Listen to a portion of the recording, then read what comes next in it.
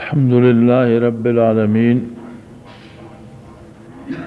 والصلاة والسلام علی حبیبہ محمد وآلہ وصحبہ اجمعین۔ اعوذ باللہ من الشیطان الرجیم، بسم اللہ الرحمن الرحیم۔ وَإِذْ أَخَذَ رَبُّكَ مِنْ بَنِي آدَمَ مِنْ ظُهُورِهِمْ ذُرِّيَّتَهُمْ وَأَشْهَدَهُمْ عَلَىٰ أَنفُسِهِمْ أَلَسْتُ بِرَبِّكُمْ قَالُوا بَلَىٰ شَهِدْنَا أَن تَقُولُوا يَوْمَ الْقِيَامَةِ إِنَّا كُنَّا عَنْ هَٰذَا غَافِلِينَ أَوْ تَقُولُوا إِنَّمَا أَشْرَكَ آبَاؤُنَا مِنْ قَبْلُ وَكُنَّا ذُرِّيَّةً مِّن بَعْدِهِمْ أَفَتُهْلِكُنَا بِمَا فَعَلَ الْمُبْطِلُونَ وَكَذَلِكَ نُفَصِّلُ الْآيَاتِ وَلَعَلَّهُمْ يَرْجِعُونَ۔ اللهم سبحانك لا علم لنا إلا ما علمتنا إنك أنت العليم الحكيم۔ مولاي صل وسلم دائما أبدا على حبيبك من زانت به الأسر۔ نام پارے میں سورہ اعراف کی یہ آیہ مبارکہ ایک ایسی عجیب داستان دہرا رہی ہے،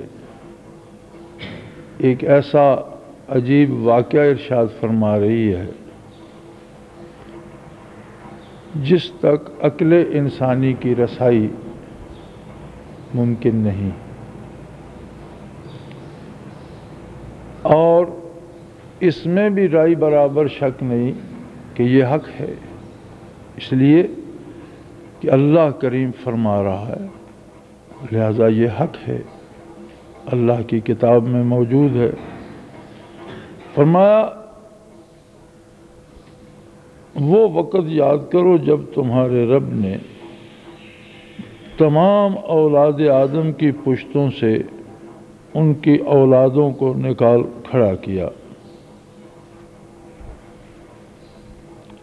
اور پھر ان سے پوچھا الست بربکم، کیا میں تمہارا پروردگار نہیں ہوں، کیا میں تمہارا رب نہیں ہوں، تمہیں پیدا کرنے والا، تمہیں پالنے والا، تمہیں نعمتیں عطا کرنے والا، تمہاری ہر ضرورت پوری کرنے والا۔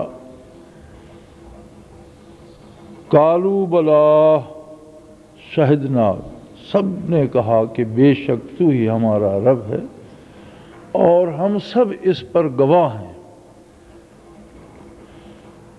فرمایا اس وقت اس لیے یہ اقرار کرایا گیا ان تقولوا یوم القیامت انا کنا عن ھذا غافلین، ایسا نہ ہو کہ روز حشر تم کہو کہ ہمیں تو یہ بات یاد ہی نہیں تھی، یا یہ کہو انما اشرک آباؤنا من قبل، کہ ہم نے تو آنکھ کھولی تو ہمارے باپ دادا شرک میں مبتلا تھے، وَكُنَّا ذُرِّيَّةً مِّن بَعْدِهِمْ، ہم ان کی گود میں پلے، ان کی اولاد تھے، تو وہی اختیار کر لیا۔ فَتُهْلِكُنَا بِمَا فَعَلَ الْمُبْطِلُونَ، اب یہ غلطی تو ان کی تھی اور آپ عذاب ہمیں دینا چاہتے ہیں۔ فرمایا یہ بہانے نہیں چلیں گے۔ وَكَذَلِكَ نُفَصِّلُ الْآيَاتِ وَلَعَلَّهُمْ يَرْجِعُونَ، اس طرح سے ہم باتیں کھول کر بیان کرتے ہیں اس لیے کہ لوگ اللہ کی طرف رجوع کر سکیں، لوگ گناہ سے، کفر سے، شرک سے واپس آ سکیں۔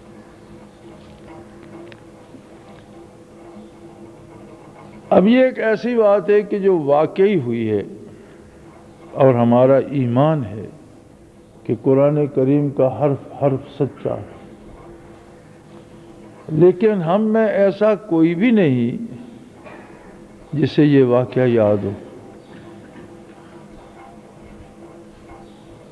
کہاں عالم ارواح کی بات ہے، ابھی آدم علیہ نبینا علیہ الصلوۃ والسلام بھی زمین پہ تشریف نہیں لائے تھے،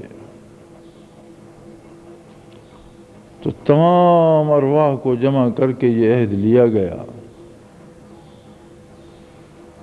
اب اس عہد کو اس عملی زندگی میں یاد کرنے کی صلاحیت کس میں ہو؟ یہاں تو عالم یہ ہے کہ شام کا کھایا صبح کسی کو یاد نہیں ہوتا۔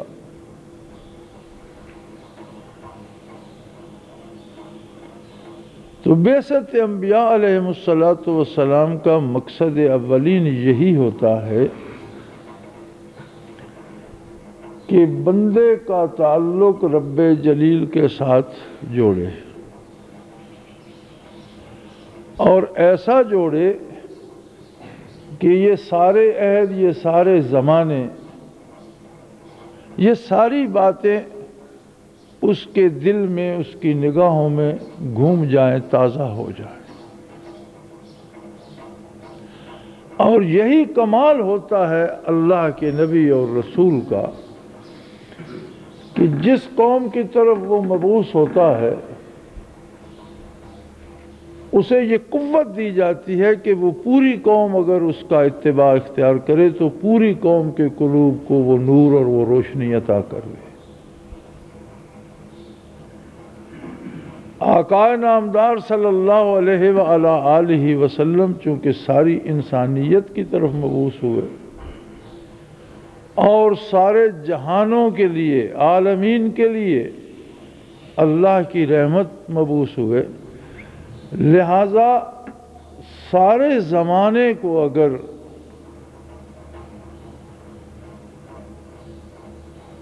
سارے جہانوں کو، سارے عالموں کو اگر یہ قوت نصیب ہونا ہو اور وہ حضور صلی اللہ علیہ وسلم کی اطاعت کر لیں تو یہ اللہ کی دی ہوئی قوت ہے آقا نامدار صلی اللہ علیہ وسلم میں کہ ایک ایک متنفس کو وہ عہد الست بھی یاد کرا دیں، قرب الہی کی لذتوں سے روشناس کر دیں اور دو عالم کے حقائق آشکارا فرما دیں۔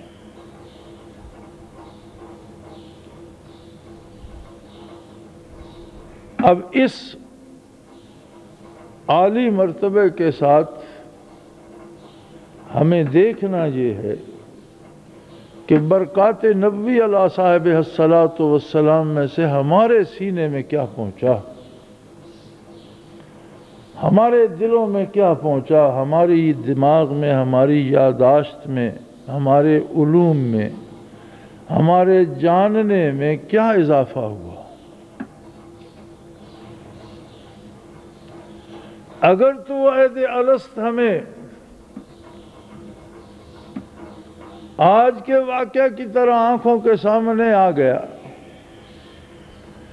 اگر تو ہمیں یہ یقین ہو گیا کہ میرا رب سوائے اللہ کے کوئی نہیں، میری حاجات وہی پوری کرے گا، مجھے زندگی دینے والا بھی وہی ہے، میری صحت کا رکھوالا بھی وہی ہے، میری ضرورتوں کے پورا کرنے والا بھی وہی ہے، مجھ سے تکالیف اور مصائب دور کرنے والا، میری ہر حاجت کو پورا کرنا اسی کا کام ہے، اور میں اس کے سوا کسی کے سامنے اس غرض سے نہیں جھک سکتا کہ یہ میری حاجتیں پوری کرے گا یا یہ میری تکالیف دور کرے گا۔ اگر تو یہ یقین حاصل ہو گیا تو یقیناً یہ برکات ہیں آقا نامدار حضرت محمد الرسول اللہ صلی اللہ علیہ وآلہ وسلم کی، اور ہمیں ان میں سے اپنا حصہ نصیب ہوگا۔ اور اگر یہ نعمت ہم حاصل نہیں کر سکے تو پھر محض ڈھول بجانے، جلوس نکالنے، دیگیں پکانے، شور شرابہ کرنے سے بات نہیں بنے۔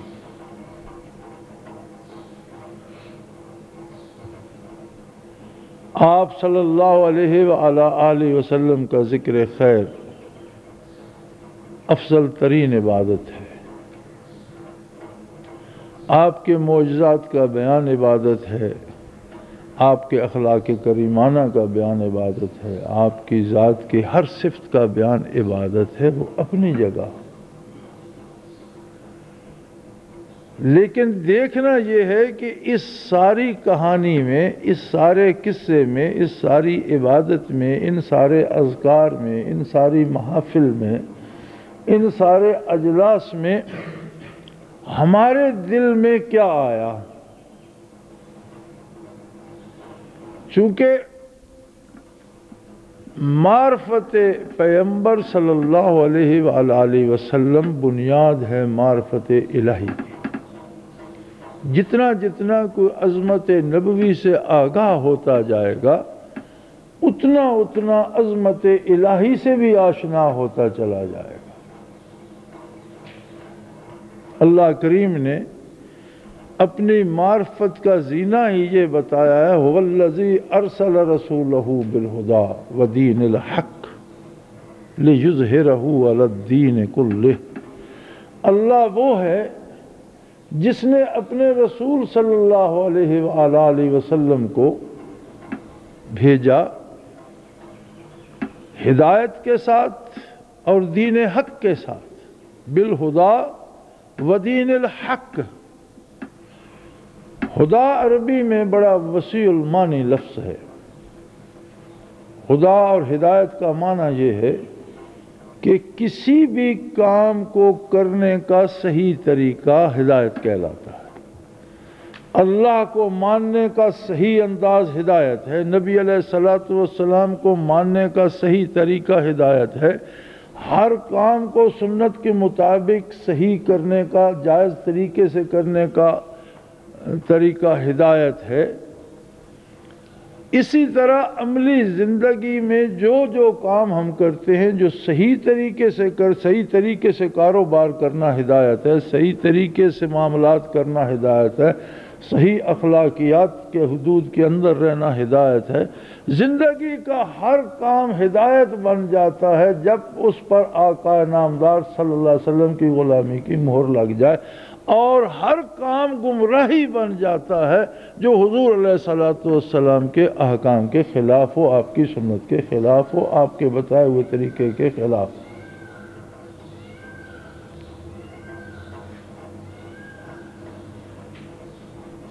اتنی بڑی قید کہ زندگی کا کوئی کام بھی آپ صلی اللہ علیہ وسلم کے طریقے کے سوا نہ کیا جائے۔ کھانا پینا، سونا جاگنا، میل ملاقات، معاملات، کاروبار، لین دین، زندگی تو ایک بڑا لک و دک صحرا ہے۔ زندگی کے خاتمے کا کوئی بھروسہ نہیں، اگلے ہی لمحے نابود ہو سکتی ہے، لیکن جب تک ہے آدمی کو اتنی طویل لگتی ہے، اتنی مشکل لگتی ہے، اتنی کٹھن لگتی ہے۔ قدم قدم پر ہزاروں امتحان ہیں، آزمائشیں ہیں، قدم قدم پر عمیق غاریں ہیں، قدم قدم پر اژدہے بیٹھے ہیں، قدم قدم پر دھوکہ ہے، قدم قدم پر ظلم ہے، قدم قدم پر حادثات کا شکار ہونے کو تیار ہے بندہ۔ تو اس قدر لک و دک صحرا میں جو خطرات سے پر ہو، کس طرح اتنی سلامت روی سے چلا جا سکتا ہے؟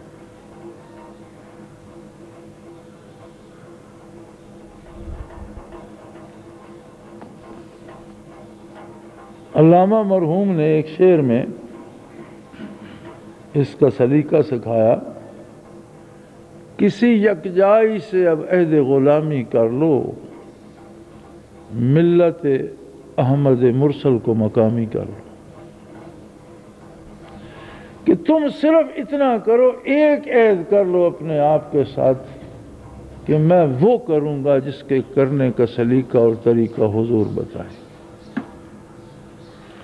جو زندگی ایک دشوار ترین معاملہ نظر آتی ہے، جو زندگی ایک بہت مشکل راہ گزار نظر آتی ہے، جو زندگی ایک لک و دک صحرا نظر آتی ہے، یہی زندگی آپ کو گل و گلستان نظر آئے گی،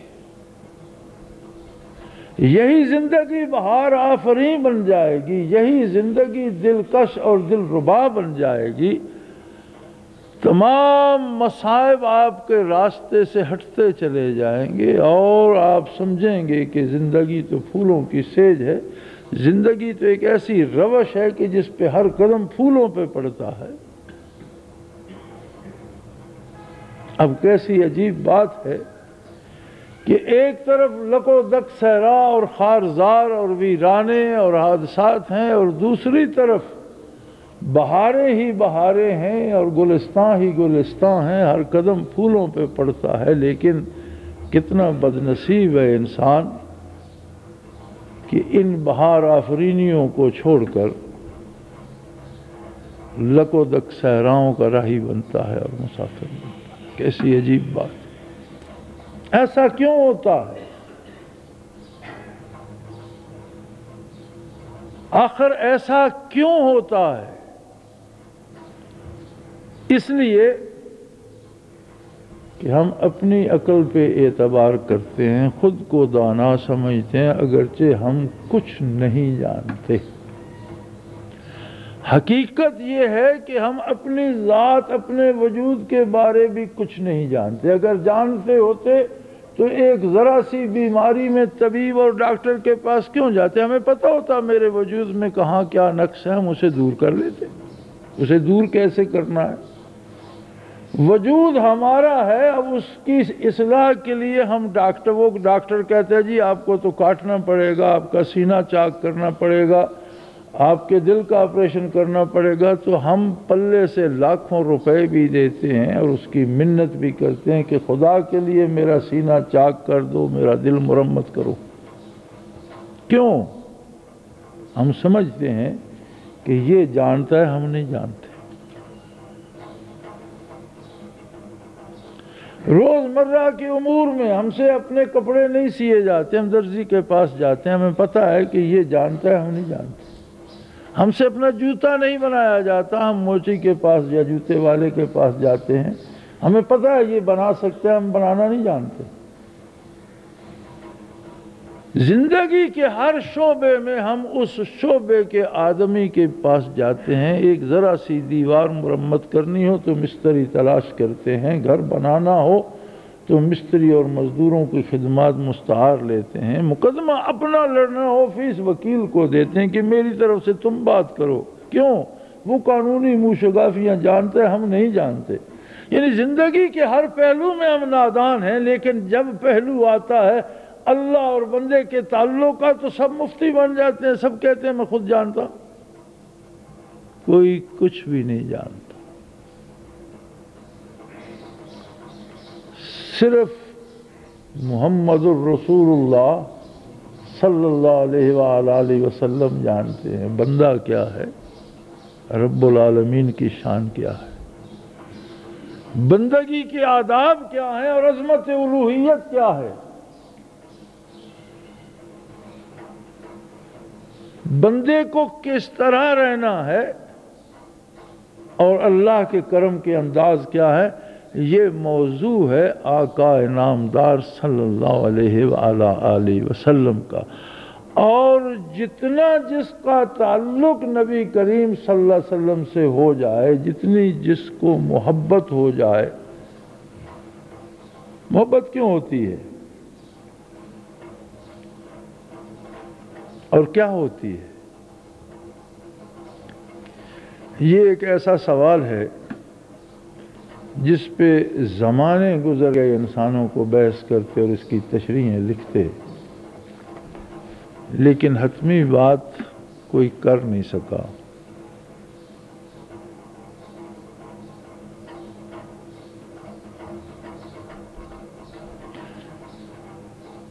محبت کیا ہے؟ تاثیر محبت کس کو کہتے ہیں؟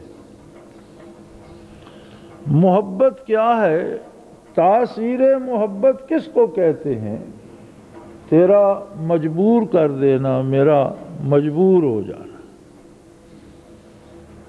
کسی شاعر نے ایک شرح کی کہ محبت کیا ہے کہ محبوب کے سامنے محبت کرنے والا بے بس ہو جاتا ہے، بے اختیار ہو جاتا ہے، اور وہی کرتا ہے جو محبوب کی رضا ہوتی ہے، جس میں اس کی خوشی ہوتی ہے، اس میں اسے مرنا پڑے، جلنا پڑے، گھر لٹانا پڑے، عزت گنوانا پڑے، ہر شے لٹا دیتا ہے، لیکن محبوب کی رضا چاہتا ہے۔ یہ محبت ہوتی ہے، ایک جذبہ، ایک کیفیت جو بندے کے اختیارات سلب کر لیتی ہے۔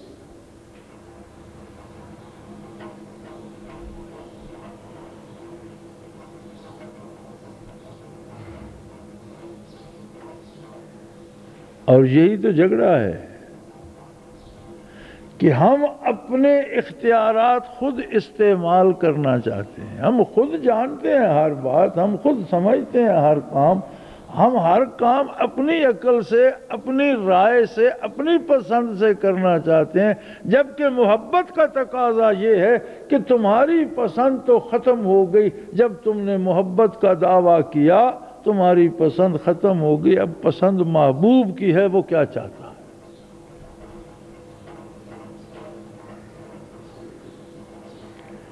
سیدنا ابراہیم علیہ نبینا علیہ الصلوۃ والسلام کو نمرود نے آگ میں ڈلوانا چاہا۔ ابلیس نے اسے مشورہ دیا کہ بہت بڑا الاؤ بنوایا جائے، میلوں تک لکڑ جمع کی گئی، اس میں آگ لگا دی گئی، اب اس کے قریب کوئی نہیں جا سکتا تھا۔ پھر ایک بہت بڑے بڑے مینار بنائے گئے، ان میں پینگ کی جھولے کی طرح سے رسے باندھے گئے، اور اس میں ایک پنگھوڑا اس طرح سے باندھا گیا کہ جب اسے جھولا دیا جائے تو وہ کھل جائے اور آگ کے درمیان جا گرے۔ سیدنا ابراہیم خلیل اللہ کو ہاتھ پاؤں باندھ کر اس میں ڈال دیا گیا، اور بندے اب تیار ہو گئے کہ اسے زور زور سے ہلایا جائے، اور گانٹھیں ایسی ہیں کہ جب یہ سمجھیں کہ اب پورے جوبن پر ہے تو وہ کوئی ایک رسی کھینچیں کہ وہ گانٹھیں کھل جائیں اور سیدنا ابراہیم خلیل اللہ آگ کے درمیان جا گریں۔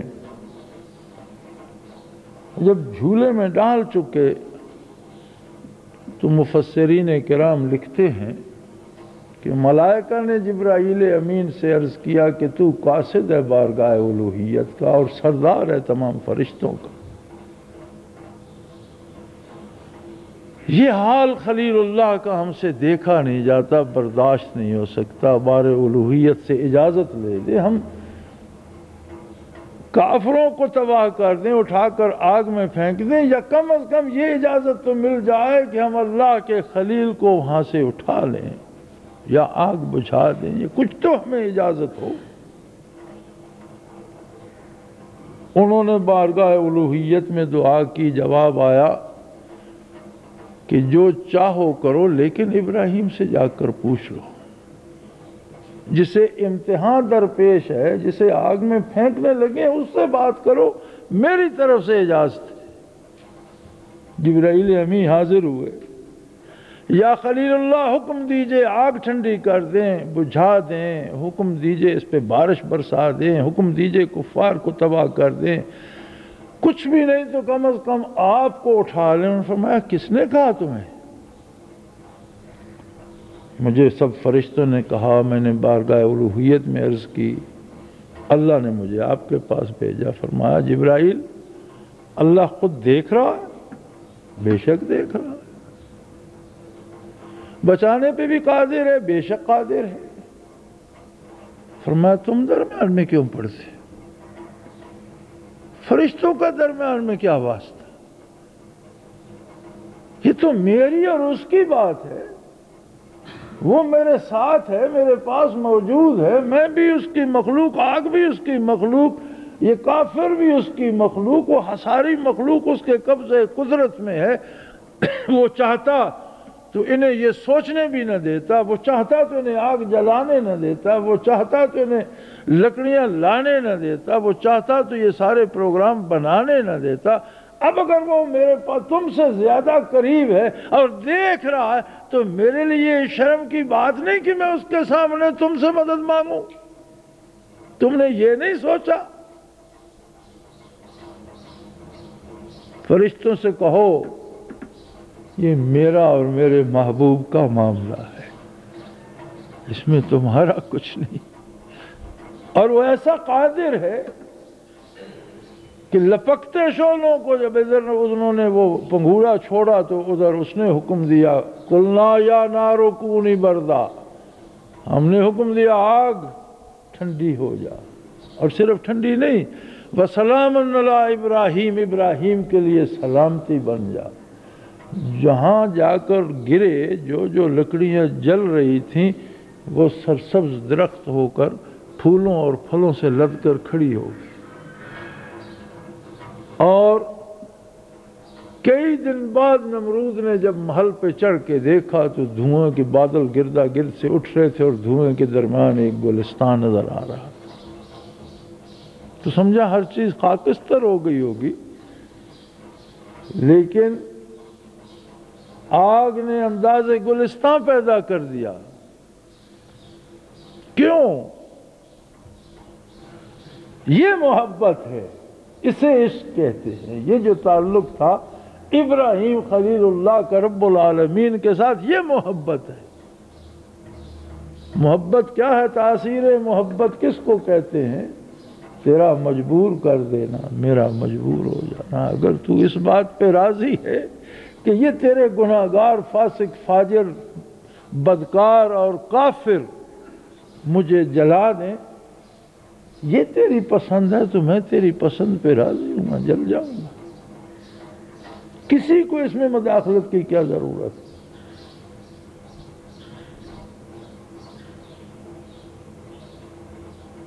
سیدنا ابراہیم علیہ السلام کو حکم ہوا، بڑھاپے میں اللہ نے اسماعیل علیہ السلام جیسا فرزند عطا فرمایا جن کی پیشانی پہ نور نبوت درخشاں تھا، حضرت ہاجرہ جیسی اہلیہ محبت کرنے والی۔ محبتوں کے بھی کتنے انداز ہیں۔ محبت تو اپنی ذات سے بھی ہوتی ہے، اپنی ضروریات سے بھی ہوتی ہے، اپنے اہل و عیال سے بھی ہوتی ہے، اولاد سے بھی ہوتی ہے، ماں باپ سے بھی ہوتی ہے، رشتہ داروں سے بھی ہوتی ہے، لیکن نبی کی محبت نرالی ہے کہ یہ ساری محبتیں قربان کر دینی پڑے تو بندہ قربان کر دے، نبی کی محبت نہ چھوڑے۔ یہی اللہ کی محبت ہے۔ دوسری محبتوں سے اس نے روکا نہیں ہے، انسانی زندگی اس کے بغیر گزر نہیں سکتی، لیکن والذین آمنوا اشد حبا للہ، ایمان کا خاصہ یہ ہے کہ اللہ کی محبت شدید ہوتی ہے، باقی محبتیں اگر اس کے درمیان آئیں تو وہ چھوڑ دی جاتی ہیں، اللہ کی محبت چھوڑی نہیں جاتی۔ اللہ کے نبی تھے، انہوں نے وحی سے اپنی اہلیہ کو آگاہ نہیں کیا، ننھے سے بچے کو اٹھایا، اہلیہ کو ہم رکاب لیا اور چل پڑے۔ مفسرین کرام لکھتے ہیں کہ جہاں پڑاؤ ہوتا جبرائیل امین سے پوچھتے بڑے ویرانے میں آ گئے ہیں، کیا یہیں رہنے؟ کہتے نہیں، ابھی تو بہت آگے جانا۔ چلتے چلتے یہاں پہنچے جہاں بیت اللہ شریف ہے، طوفان نوح میں اٹھا لیا گیا تھا۔ چھوٹی سی پہاڑی تھی، گول سی ٹیکری تھی، ارد گرد وادیاں تھیں، اب بھی وہ وادیاں وہاں موجود ہیں۔ وہ ٹیکری بیت اللہ کے گرد وہ جگہ بھر گئی ہے اور برابر ہو گئی ہے۔ فرمایا یہاں قیام کرنا ہے۔ کیسے قیام کرنا ہے؟ فرمایا اللہ کا حکم ہے بچے کو اور اہلیہ کو یہاں چھوڑ دیں اور آپ چلے جائیں۔ عجیب بات ہے، اتنا ویرانہ جس میں اتنی دیر ہم گھوڑے پہ چلتے رہے، آبادیوں سے دور، یہاں تو کوئی پرندہ بھی نظر نہیں آتا، کہیں کوئی پانی کا نشان نہیں ملتا، کہیں پانی ہوتا کوئی پرندہ، کوئی سبزہ نظر نہیں آتا، سیاہ جلے ہوئے پہاڑ، سورج نکلتا ہے تو سارے تانبے کی طرح تپ جاتے ہیں۔ اب محبت ایک عجیب جذبہ ہے، وہی اللہ کی محبت غالب آئی۔ فرمایا اہلیہ کو مشکیزہ پانی کا تھا، چند کھجوریں تھیں، یہ رکھ لو، یہ بچہ ہے، میں جا رہا ہوں۔ اس وقت انہوں نے پوچھا کہ اللہ کے نبی یہ کس جرم کی سزا ہے؟ ہمیں کس کے سپرد کر رہے ہو؟ فرمایا سزا نہیں، یہ اللہ کا حکم ہے اور اسی کے سپرد کر کے جا رہا ہوں۔ کیسی عجیب خاتون تھیں، نبی کی اہلیہ تھیں اور صحابیہ تھیں۔ اللہ سے محبت کا یہ عالم تھا، فرمایا اگر اللہ کا حکم ہے تو ہمارے لیے اللہ کافی، آپ تشریف لے جائیں۔ آپ وہاں سے تو بڑے دلیرانہ انداز میں گھوڑے پہ بیٹھ کے نکلے، لیکن جب اوجھل ہو گئے تو رک گئے اور دعا کی، رب انی ترکت من ذریتی بواد غیر ذی زرع، اللہ میں اجاڑ بیابان میں اپنا سب کچھ چھوڑے جا رہا، اہلیہ اور اولاد کو، یا اللہ انہیں ایسا آباد کرنا کہ یہاں دنیا کا تمام رزق مہیا کر دینا۔ اس دن سے لے کر آج تک مکہ مکرمہ میں کسی موسم کی کوئی قید نہیں، ہر موسم کا پھل سارا سال ملتا ہے، اور دنیا بھر کی غذا سارا سال ملتی ہے، اور لاکھوں لوگ جمع ہوتے ہیں، کبھی کمی نہیں ہوتی۔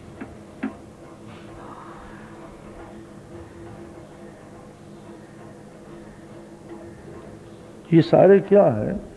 یہ سارے الفت کے رنگ ہیں، یہ سارے محبت کے انداز ہیں۔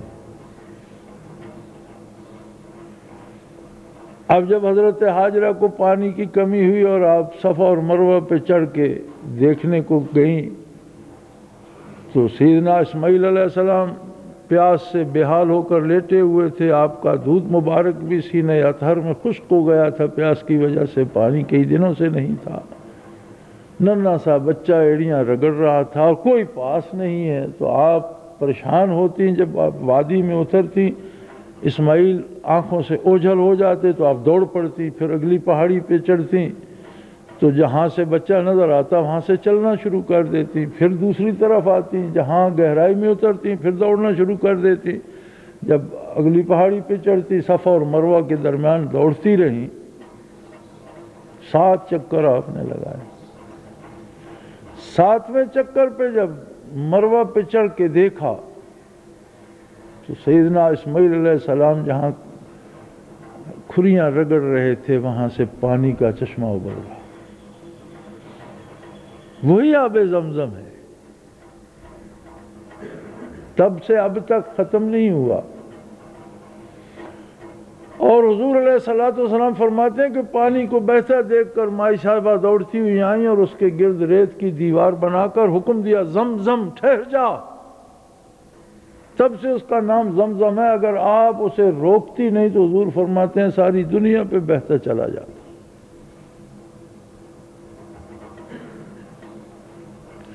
یہ محبت کے انداز ہے نا کہ اللہ کی ایک بندی نے جہاں دوڑ لگائی، اللہ کی محبت میں ثابت قدم رہ کر تب سے لے کر قیامت تک ہر بندے جو بیت اللہ میں جائے اسے وہاں پر دوڑ لگانے کا حکم دے دیا کہ بے تابانہ دوڑو، اور جہاں آپ چلی تھی وہاں چلو، جہاں آپ دوڑی تھی وہاں دوڑو۔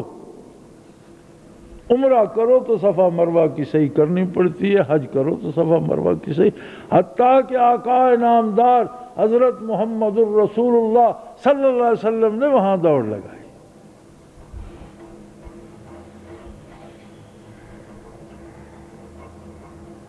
اب بندہ کہے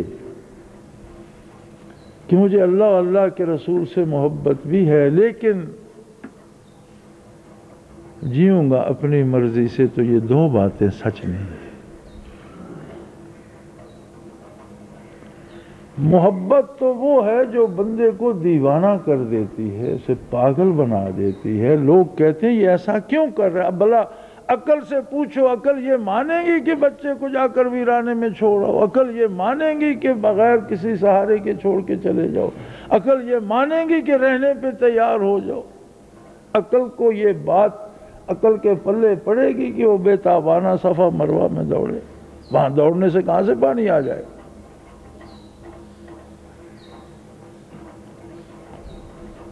عقل کب یہ مانیں گی کہ سارے فرشتے حاضر ہیں کہ جناب ہم آگ بجھا دیتے ہیں، کافروں کو تباہ کر دیتے ہیں، نہیں تو آپ کو اٹھا کے لے جاتے ہیں؟ میں تم کون ہوتے ہو میرے اور میرے محبوب کے درمیان آنے والے؟ تمہارا کیا تعلق؟ تم اپنا کام کرو۔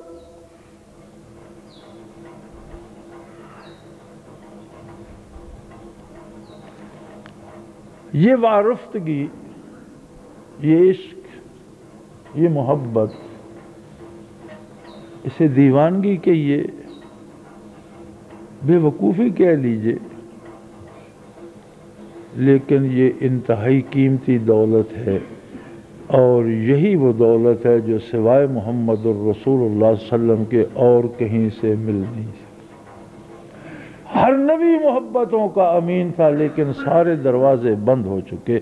اب ایک ہی دکان، ایک ہی دروازہ کھلا ہے، اور وہ در ہے محمد الرسول اللہ صلی اللہ علیہ وسلم کا، جو قیامت تک بند نہیں ہوگا، ہمیشہ کھلا ہے۔